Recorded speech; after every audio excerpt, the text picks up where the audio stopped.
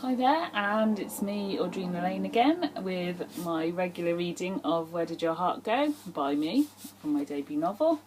And look, it's warm enough to wear a t-shirt today. Isn't that exciting? So let's get started. We're now on to chapter 51. Mitch held the door open and Charlie walked in, immediately dropping her bag to spin around. "It's fantastic," she breathed, walking towards the window and looking out at the city surrounding them. She felt Mitchell standing behind her, and he wrapped his arms around her waist, pulling her tight against him.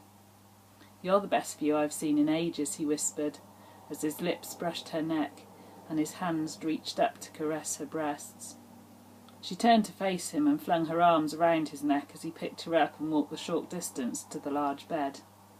He pushed her down and lay on top of her, their mouths meeting. When they parted, Charlie sat up. "Well, what a day that was," she exclaimed. "You looked amazing on stage. I managed to watch you perform," Mitch said, stroking his finger up and down her arm, as if he was joining up all the freckles in a large dot-to-dot pattern. "I didn't get the chance to see you, but Mum said you were brilliant, and she thinks our main competition is the college from London," Charlie told him, shivering under his touch. "Yes, they are pretty formidable, but we still have tomorrow to go." He glanced at his watch. "Enough chat, we'd better get ready." He started to pull off her top, and then her leggings until she was just in her underwear. "Shower?" he asked. "What, with you?" she squeaked. "Yes, I can do your back for you," he replied, the cheeky grin she loved lighting up his face. "I'll see you in there," she said, as she undid her bra and pulled down her knickers, Mitch not far behind her. Under the water their hands explored each other's bodies, and Charlotte wished that they weren't going out now. Desire bubbled inside her as the soap bubbles ran down over her skin. "I've got the taxi booked for 6:30, and our trip on the Eye is booked for 7. I don't want to be late," he said, even though they kept stopping to kiss, as they danced around each other pulling on clothes. Charlie was pleased she'd packed her long black sundress and silver heels. She dried her hair and fastened it up. She twirled around for Mitchell, and he didn't say a word, just smiled and pulled her close. In the foyer, the receptionist told them that their taxi was waiting, and Charlotte felt honoured to be holding Mitchell's hand as they strolled out of the hotel. As the sights and sounds of London passed the cab windows, Charlie couldn't stop smiling and gazing at Mitchell, who looked so smart in his shirt and trousers. "So where are we going after the London Eye?" she asked. "That's a surprise," he said, as he put his arm out round her shoulders and dropped a kiss onto her cheek. Stepping out in front of the big wheel, Charlie looked up and realised it was much bigger than she'd imagined. They stepped into the large glass capsule, and it was quiet, which meant they didn't have to share the space as they slowly ascended into the darkening sky above the capital.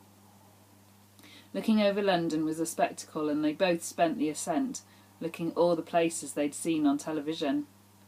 When they reached the top, Mitchell pulled her close and tipped her chin up to him, so that their lips could miss in a kiss that far eclipsed the view, her eyes closing, surrendering to his touch.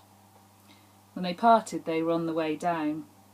As they alighted at the bottom, Mitchell hailed another cab and whispered to the driver their surprise destination. Then they drove into the West End and were dropped off outside a theatre showing Rock You, the musical based around the music of Queen.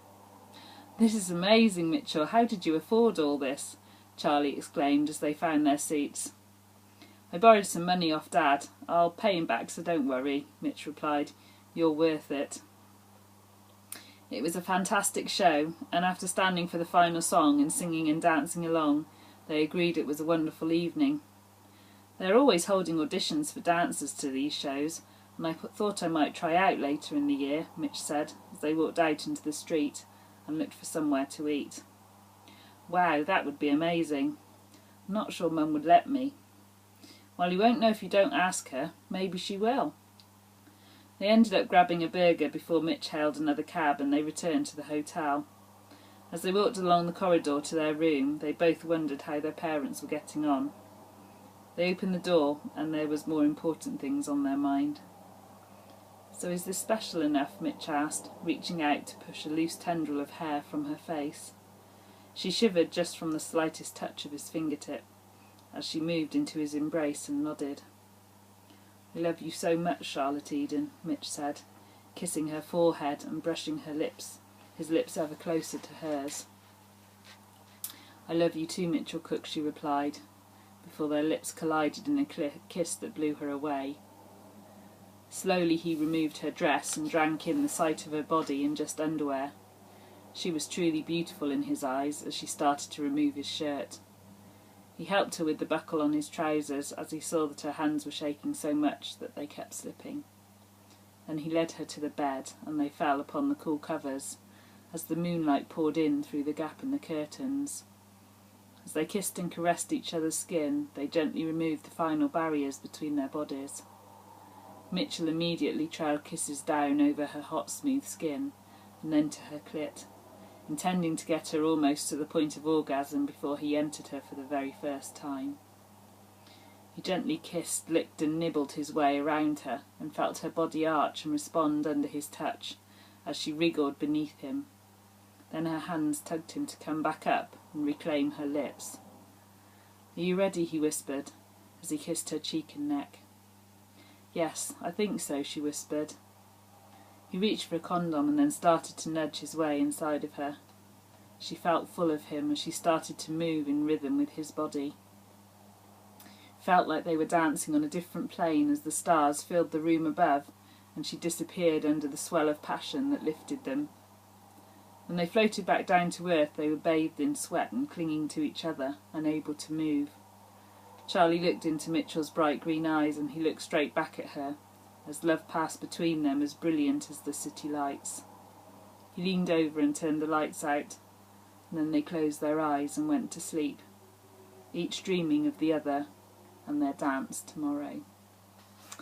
Well, that was a nice short and sweet chapter for you. I hope you enjoyed it. Don't forget, if you want to read on ahead, you've still got plenty of chapters to go, then you can pop onto Amazon and help a poor author out by buying a copy. Or you can still download it for free from my website, which is www.audrinalane.co.uk. And I hope to see you all again next week. And let's hope I'm still wearing a t-shirt. That would be nice. Anyway, take care and speak to you soon. Bye bye.